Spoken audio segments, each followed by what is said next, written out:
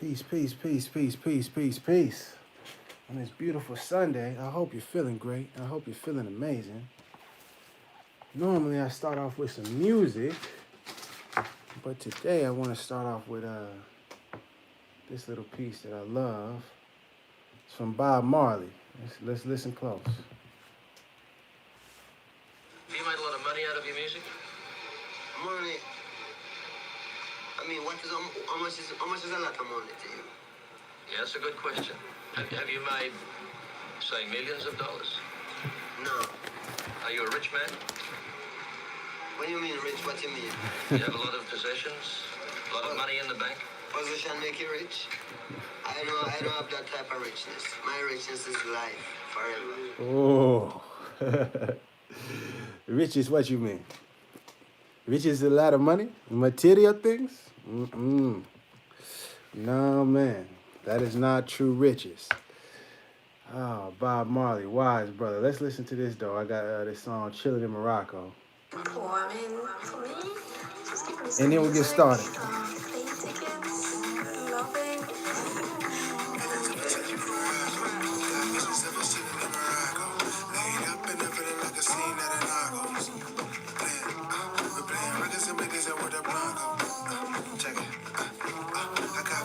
Chilling in Morocco, laid up in the middle like a scene out of Narcos. Now we playing records and we dancing with a Blanco. Before we eat tacos, saying grace.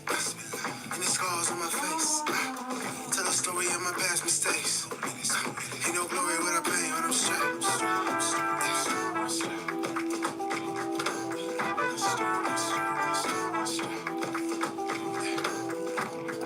Lay down your soul and love.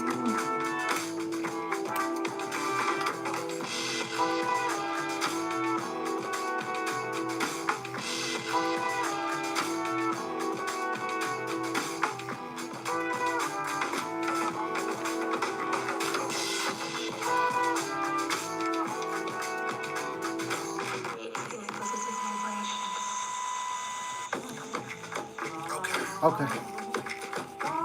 In the book it say, return to those that do you wrong. Your purest love. And it will heal them just as much as it heals you. This is true. This is true. Peace, my love.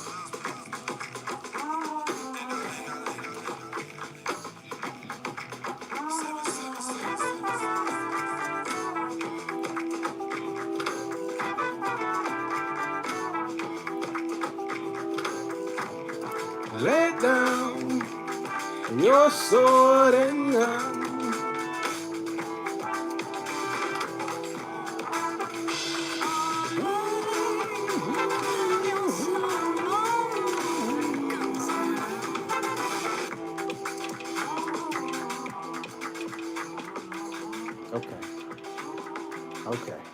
Okay. All right. That's enough of the jams. Peace. I'm Rami Salam Mel. Thank you for joining. Thank you for watching.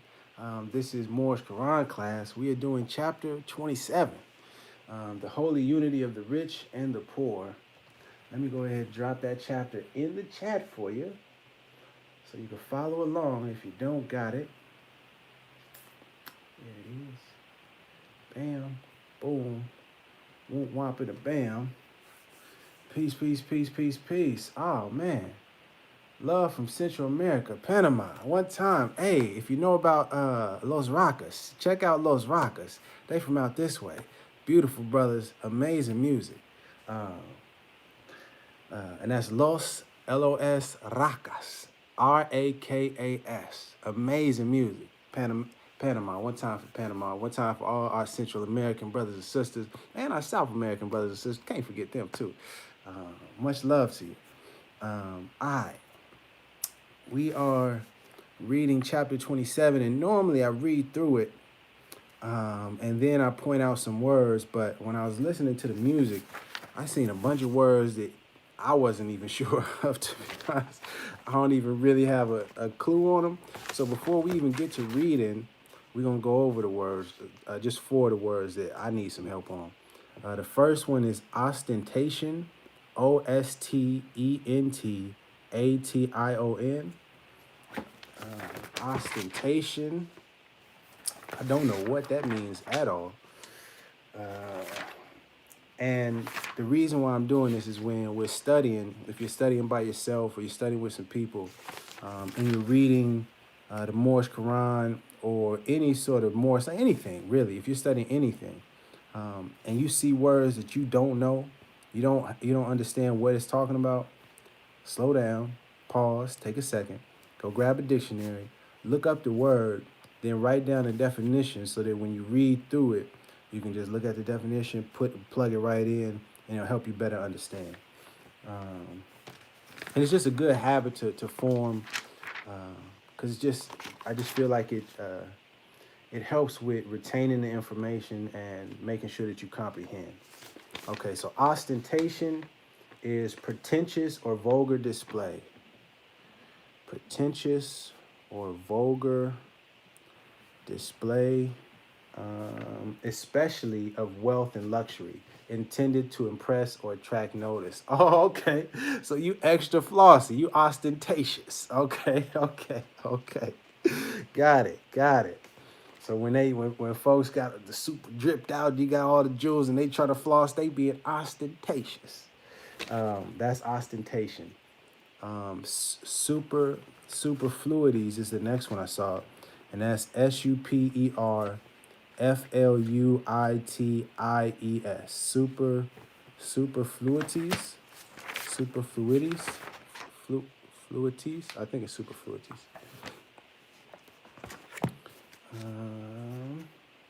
Oh, right here. No. Back a little bit. S. And if real quick, I forgot to do that. I'm bad.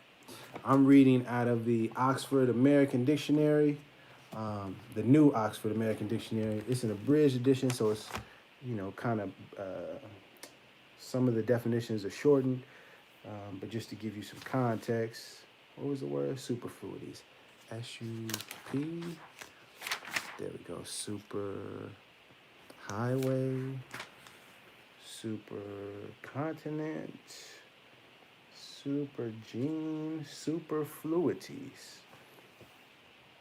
Superfluity. An unnecessarily or excessively large amount or number of something. Got you. A superfluity of unoccupied time. An unnecessary thing. The state of being superfluous. Superfluous. Got it. Unnecessary, especially through being more than enough. Unnecessary or excessively large amount, a number of something. Okay. Excessive amount. Boom. Rapacious is the third word I saw. Rapacious is Rapacious.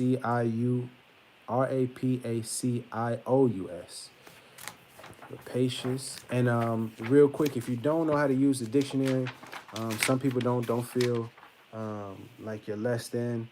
The way I teach my children, the way I was taught, is you look up the first three letters of the word. So rapacious, I'm looking up R-A-P, rap.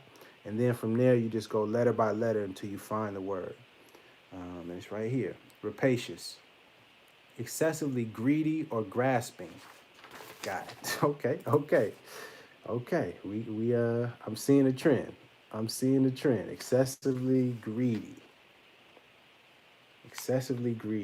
No, excuse me. Aggressively greedy. Aggressively greedy or grasping. Aggressively greedy or grasping. And then the last one I want to look up is despondence. Despondence. Despondence. Despondence. I think that's how you pronounce it. And then also, if you're not sure how to pronounce it, you could just put in go onto the internet search, and then just look up, put the word in and how to pronounce, and something will pop up and it'll give you the breakdown. I mean, it also has it in here, but sometimes I like to look it up. It helps it's a little easier for me. D-E-O, nope. D-E-P, D-E-S-P. Ooh, my stomach is growling.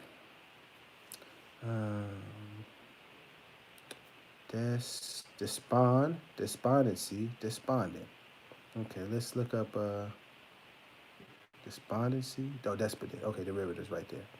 State of low spirits caused by loss of hope or courage. Mm. Mm. Mm.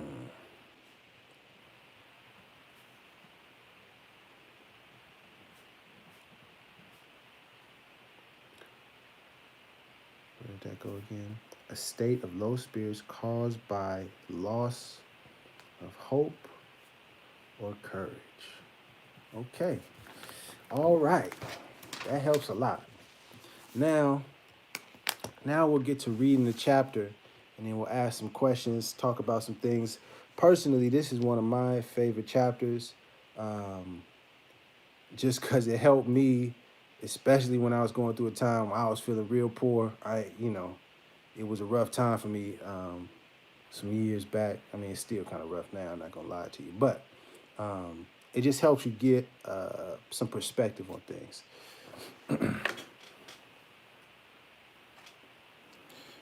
Peace. Hakeem, JB, Money versus Power, Cali Money, everybody that's watching, peace to you. All right, let's get started. The holy unity of the rich and the poor. Chapter 27. Oh, I'm sorry. And if you didn't know, this is coming out of the Holy Koran, of the Moorish Science Temple of America, also the Moorish Holy Temple of Science. It was called before that. It was divinely prepared by Noble Drew Ali, a universal prophet, but he came specifically for the so-called black people, so-called African Americans, because we needed him the most. We doing real bad out here. So he came with some more science for us, help uplift us. We were despondent. So, I'm sorry, let me focus. All right, here we go. Chapter 27. The man to whom Allah hath given riches and blessed with a mind to employ them aright is peculiarly favored, that's a tough word, favored and highly distinguished. He looketh on his wealth with pleasure, because it affordeth him the means to do good. He protecteth the poor that are injured. He suffereth not the mighty to oppress the weak. He seeks out objects of compassion. He endureth into their wants. He relieveth them with judgments and without ostentation. Okay. He seeks out objects of compassion. He endureth into their wants, and he relieveth them with judgments and without ostentation. So he's helping without being pretentious or being vulgar with the display of the wealth. All right. He assisteth, and rewardeth merit. He encouraged ingenuity and liberally promoteth every useful design. He carrieth his own great works. His country is enriched, and the labor is employed. He forms new schemes, and the arts receive improvement. He considers the superfluities of his table.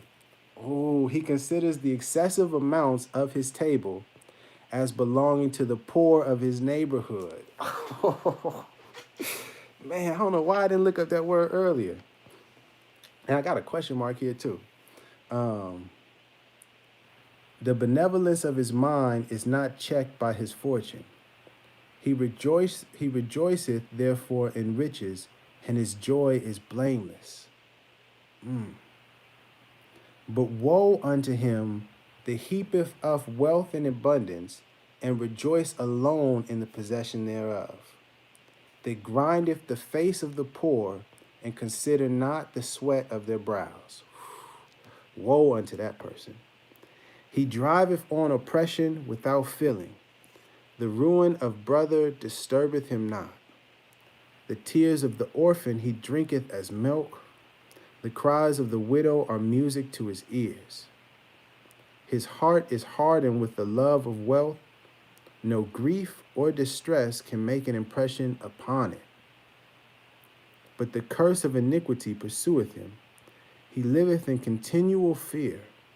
The anxiety of his mind and the rapacious, the aggressively greedy desires of his own soul take vengeance upon him for the calamities he had brought upon others. That's a deep one, man. Oh, what are the miseries of poverty in comparison with the gnawings of this man's heart? I'm gonna come back to that one. Let the poor man comfort himself, yes, rejoice, for he hath many reasons. He sit down to his morsel in peace. His table is not crowded with flatterers and devourers. He is not embarrassed with the train of dependence, nor teased with the clamors of solicitations. Debarred from the dainties of the rich, he escapeth also their diseases. That's a jewel right there. That's a jewel right there. The bread that he eateth is not so sweet to his taste. Is it not so sweet to his taste? The water he drinketh, is it not so pleasant to his thirst? Yea, far more delicious water than the richest draughts of the luxurious. His labor preserveth his health, and procure him a repose, to which the downy bed of sloth is a stranger. He limiteth his desires with humility, and the calm of contentment is sweeter to his soul than all the acquirements of wealth and grandeur. Golly, how did I not see this chapter before like this? Goodness gracious. Let the rich therefore not presume on his riches, nor the poor in his poverty yield to despondence, yield to a state of low spirits caused by loss of hope or courage. For the province of Allah dispenseth happiness to them both. My goodness. My goodness, man. This chapter is really deep. All right, let me read just a couple ones over again real quick, man. First off, the first line, the man to whom Allah hath given riches and blessed with the mind to employ them aright is peculiar favored and highly distinguished. So understand there's a piece to that. Allah is giving riches and blessing people's mind to employ them the correct way. Those people are peculiar favored and highly distinguished. So let's not look upon people that got riches and automatically be like, oh, they don't care. You know what I mean? Some people are really out here helping with their riches, and they're employing them, and they doing the right things with their riches. He protecteth the poor that are injured. He look on his wealth with pleasure because it affords him the means to do good. That's key. So, having riches, and when you employ them right, man, there's a beautiful thing in that.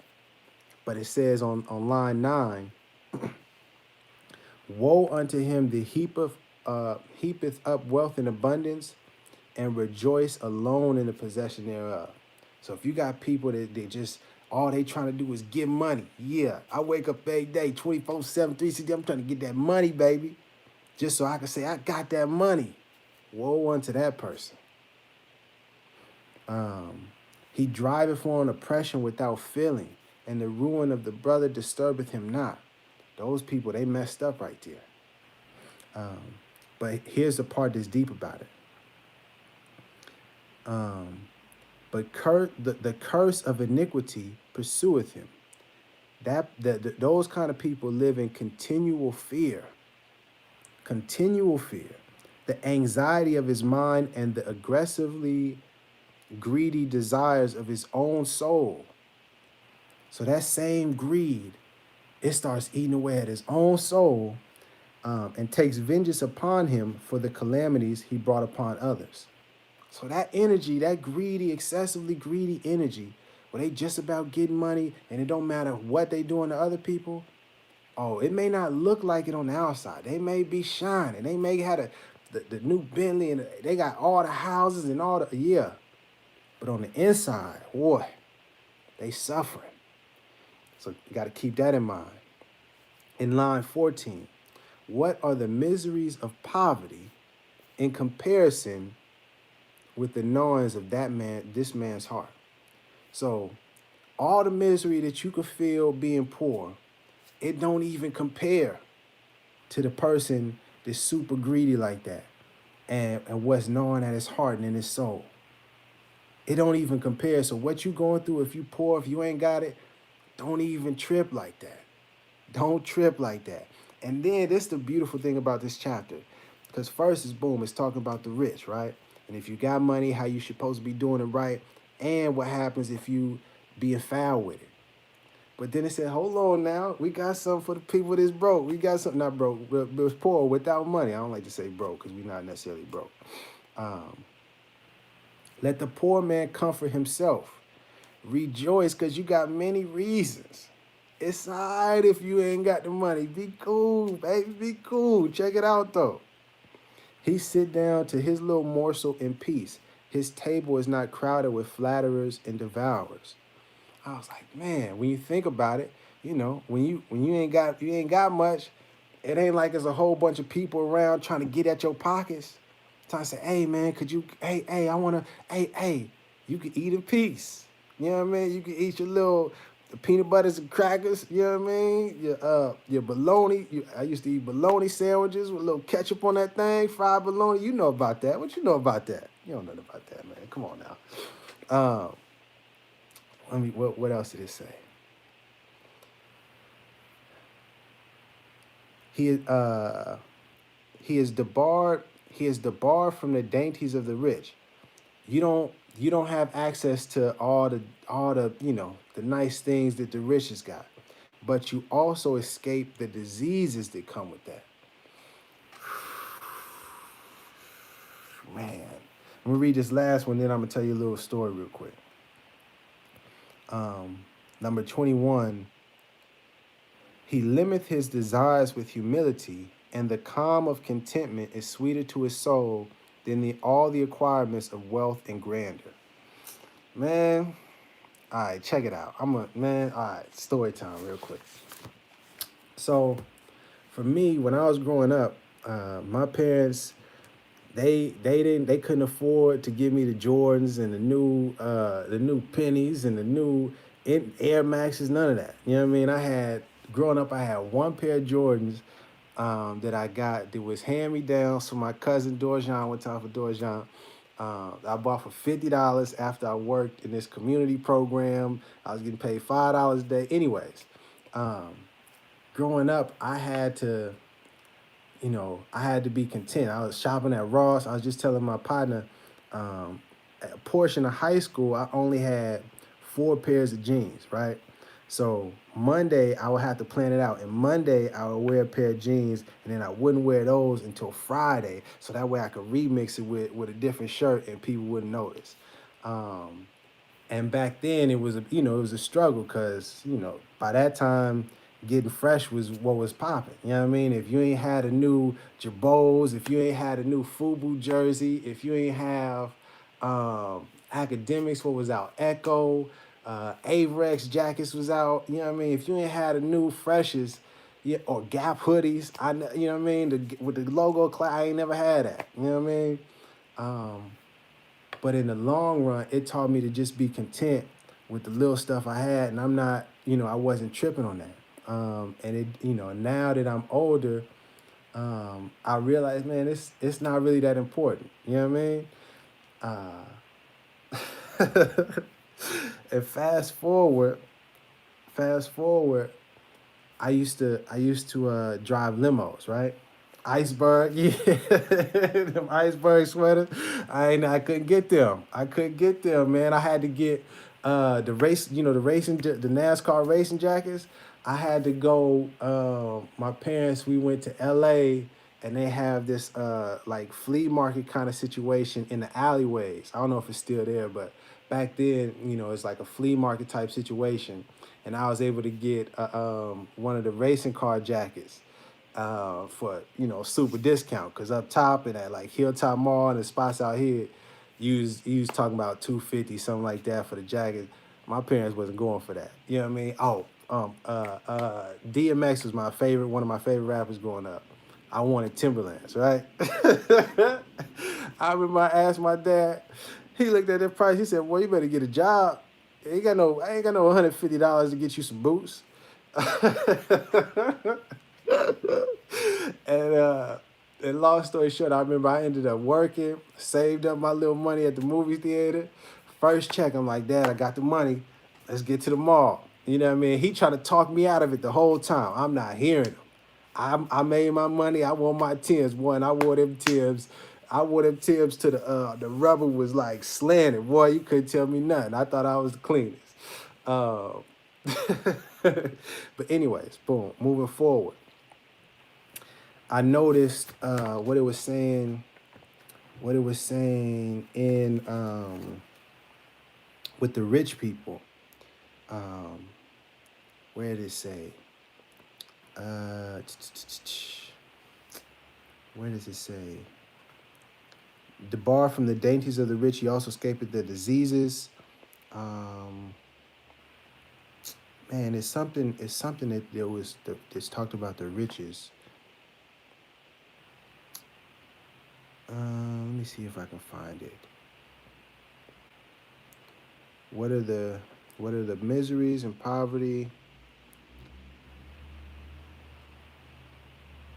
He sit down. Nah, man, it was something particular that I wanted to read.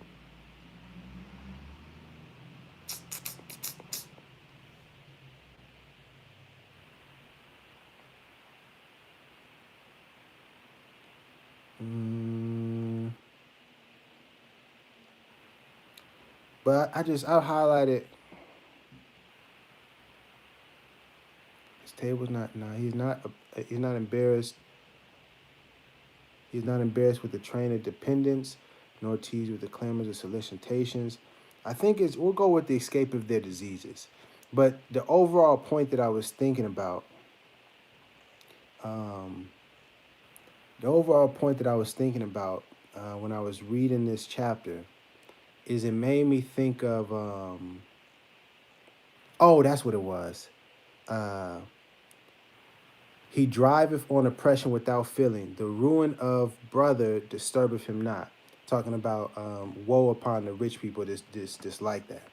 That his heart, that's what it was. That his heart hardened with the love of wealth. No grief or distress can make an impression upon it. All right, check it. I was driving this limo. I used to drive limos. And I used to drive. I used to pick up people from like the San Rafael, Tiburon, Sausalito area. If you look up Tiburon, California, you'll see his big money over there, right? And in particular, this limo company had a account with this interior design company called Restoration Hardware, and this is dealing with some people that got some money. I pick up this one dude, Persian dude, right? I asked him what was his nationality. He said he's Persian. I was like, oh, okay, that's where Iran is. And he was like, yeah, but we call ourselves Persian. We don't say Iran. Anyways, I start driving, and he's on the phone. And I could see he's visibly upset, right? Frustrated. He gets off the phone and he's like, man, F da. I just can't wait till he dies. And I'm like, I'm in the car like, oh my God, bruh is tripping, right? And he is like, you could see he's stressed. He is stressed out to the max. And I'm like, is everything all right? You know what I mean? I cracked the window a little bit, so you want some air? And he's like, he said, man, brother, can you pull over? Let me smoke for a second. And so we pull over to a parking lot. He hops out, smokes a joint. And he gets back in. He's like, all right, we can roll now. Well, actually, he asked, could he smoke in the car? I was like, Oh, buddy. So when he got back in the car, he said, "Man, my apologies. I'm just going through some stuff right now. Uh, my brother is he was basically his brother was trying to screw over his father, who was sick, and I believe their father was dying, and his brother was basically trying to backdoor and steal his father's money and some real wicked stuff. But what really struck me, I was like, Jesus Christ, this dude got big money, right? Big money. But he's over here saying, I wish my brother would just die. I was like, Jesus Christ. And the whole issue is they fighting over money and inheritance and that wealth. And it made me, when I read that line, it made me think of his brother. Because the dude that I was riding with was super cool. He ended up, every time that I think I drove him, he shoot me like $50, $100 on the tip. You know what I mean? No problem. Boom. Right? But it made me think of his brother when it said, his heart hardened with the love of wealth, no grief or distress can make an impression upon it. And it's just like,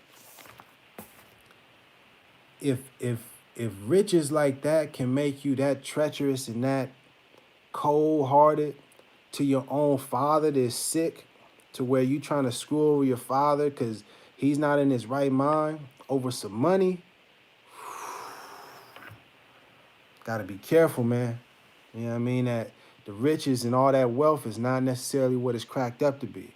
And it made me have an appreciation for my situation because, dude didn't know I'm struggling. I'm working 2 jobs. I needed that tip. You know what I mean? That tip got me groceries and gas money for a cool week. And it just kind of humbled me to realize the issues that I was going through about, can I go get some fast food? Can I order a pizza this week? Or do I got to hold off and wait till that direct deposit drop next week, and then I can get some round tables? The little issues, and I gotta get a payment extension, do a payment plan for my cell phone because I can't drop the whole 125 right now. So I'm gonna give them 50 this week and then 75 next week. The little things I'm struggling with, it don't even compare to what that brother is stressed out over. You know what I mean? Like, he was stressed out. And he chilling in the back of a Benz, getting drove to the airport, about to go take a flight, getting money. You know what I mean? And it just really gave me perspective, and it helped me to appreciate the position that you're in, regardless of, if you have a whole lot of money or if you don't have a whole lot of money. You know what I mean? Because there's blessings and there is benefits to both situations. And on the flip side, I also know some people that have some money and do a lot of great things. You know what I mean? And there's a reward in being able to, from a genuine and a sincere place, be able to help those that don't necessarily have a lot of money. And even, I'll take a step back, you can even look at your life and your perspective and realize what you feel is poor and how you may feel that you're poor. To somebody else, it may seem like you got a whole lot of money. You know what I mean? And so just helping to just get some perspective, not be despondent, having a state of low spirit caused by a loss of hope. You know what I mean? So if you struggling, you still living paycheck to paycheck, don't get super down on yourself.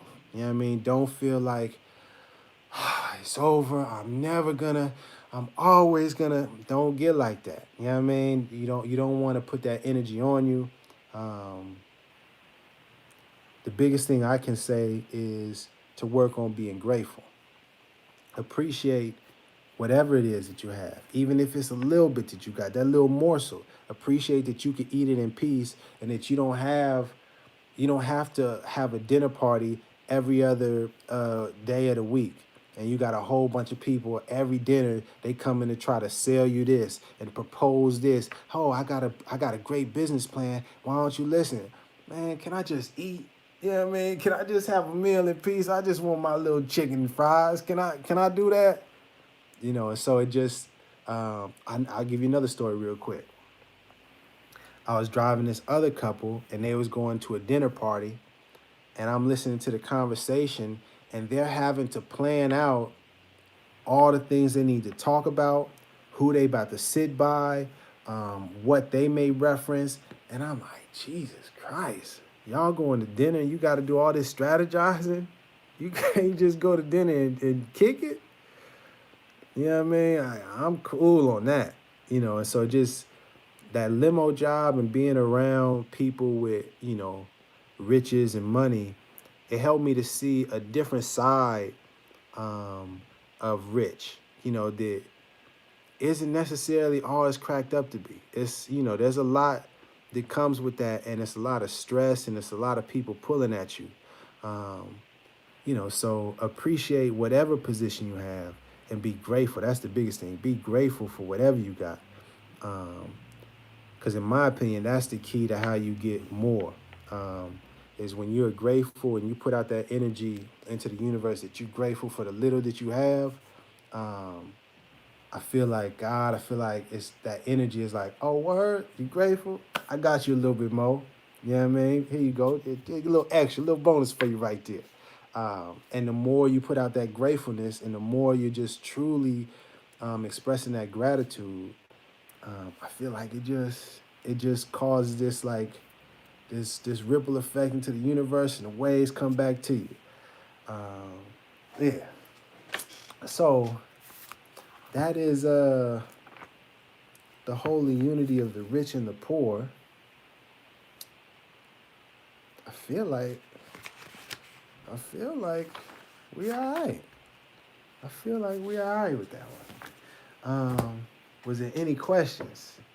Hilltop Mall, Richmond. What you know about the Hilltop Mall? You don't know about that Hilltop Mall, man. You don't know nothing about that. Come on, man. You don't know about that Giorgio's. What size you need, cousin? What size you need? You don't know nothing about that, man. Come on, get out of here.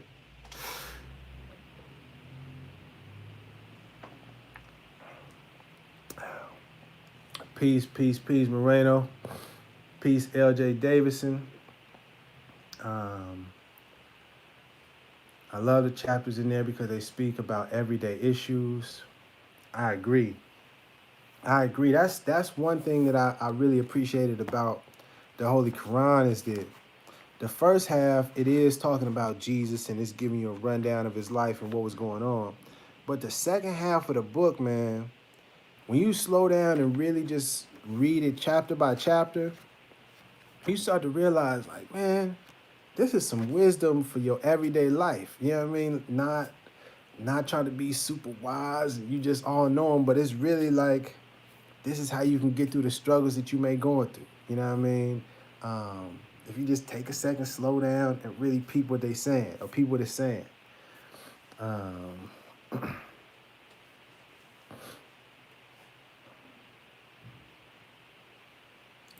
not sure what you mean. What's the feed I was going to get on? I'm not sure what that means. And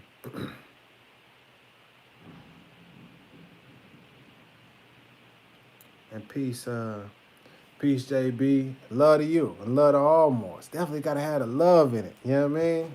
Let me highlight that since we on that love. Just to highlight that one more time, because it did say that.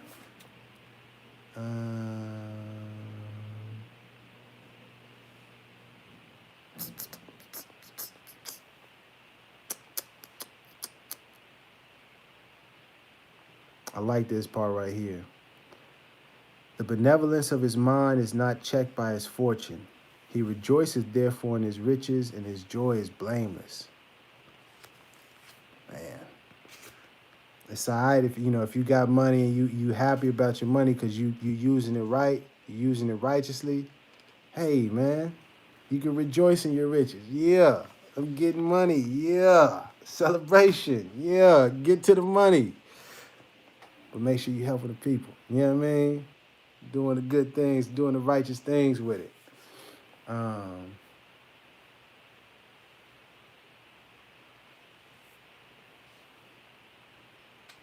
Okay. Yeah. Okay. What? Peace. That question. Let me ask you: how do we fall from grace, and how do we get back to it? Well, get to the book, chapter 1. It says it breaks it down: the creation and the fall of man. Man is the thought of Allah. Um, where does it go? Where is it at?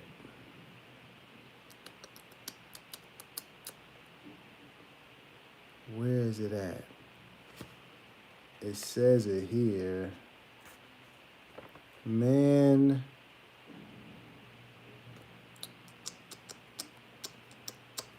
One second.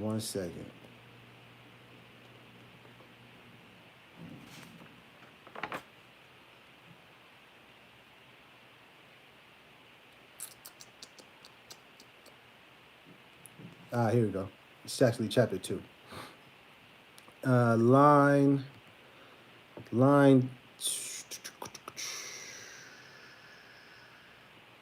18. Line 18 of chapter 2. Teach them that Allah and man are one, but that through carnal thoughts and words and deeds, man tore himself away from Allah, debased himself, and teach that the holy breath would make them one again, restoring harmony and peace. That naught can make them one but love. So, you say, how do we fall from grace? How do we get back to it? We fail because we, through carnal thoughts, words, and our deeds, carnal thoughts. Let's look up carnal real quick. Glad you asked that question.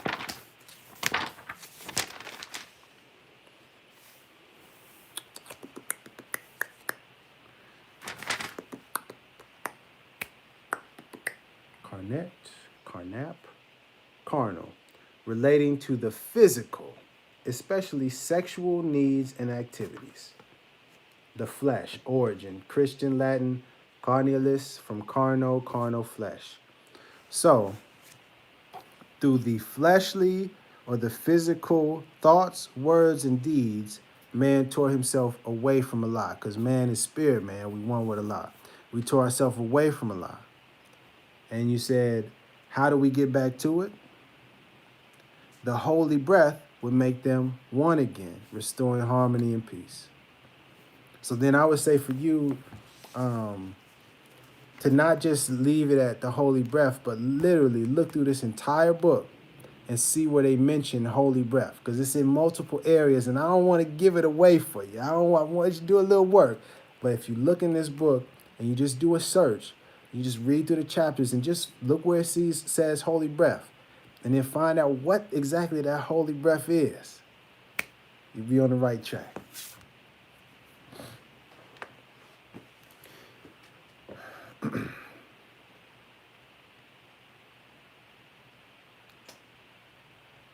Yeah. So that is an answer for you. Yeah, I think there's any other questions. It's all love. That's it. That's all I have for the unity of the rich and the poor.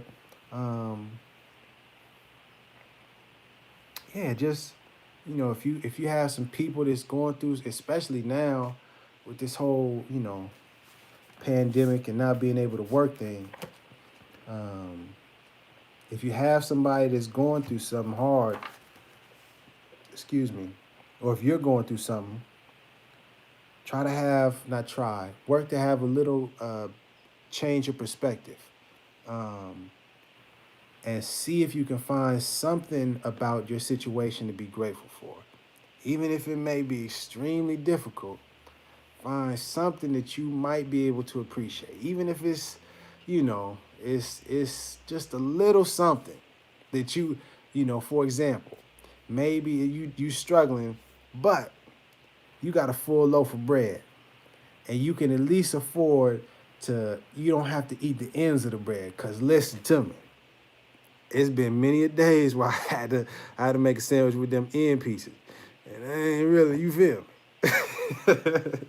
It's been many a days where, man, back when I first moved on my own, it was many a days where I have nothing to eat all day, and dinner was that $5 Little Caesars.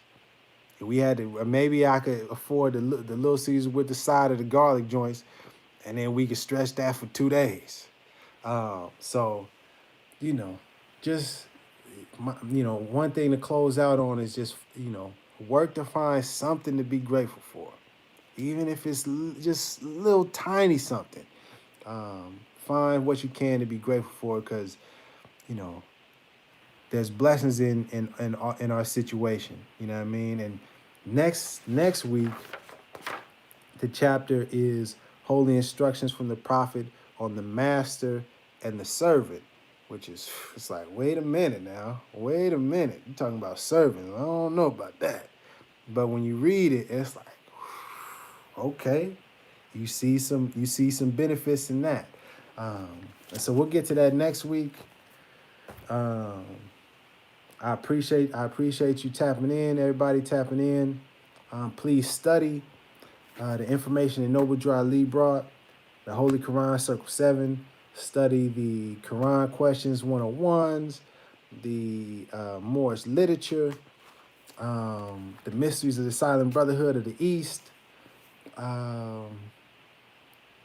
And most importantly, man, whatever you're doing, whether you're super rich, you really, you down bad, you're in a poor situation right now, do your best to have love in your heart. You know what I mean? Don't get down and super low in your spirits. Have love in your heart, because love is the key, man. It's the key. Thank you. Keep shining. Peace.